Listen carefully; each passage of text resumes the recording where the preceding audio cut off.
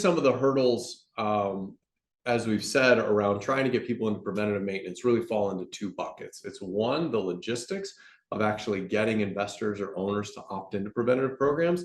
And then the second is, how do you make it a compelling and believable story that it's a good decision. If you do this repair, it's ultimately going to reduce the cost to maintain the property by X. And so on the first one, I think one of the things that we've been really focusing on is, how do you make maintenance services a lot more a la carte?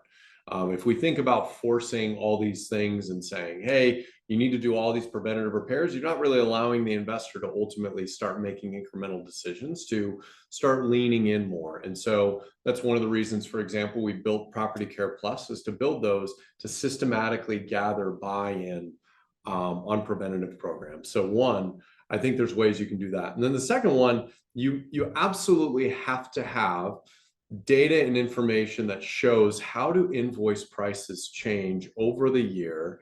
And so that way you can go in and say, these are what HVAC repairs cost during this time period. And being able to marry that up against your preventative program that says it's a $700 bill minimum in July. And here's the data for it. My service is $150. So making sure that you have that data visible and you can watch and track and trend your own HVAC repair costs. So when you walk to the investor, it's a very easy conversation.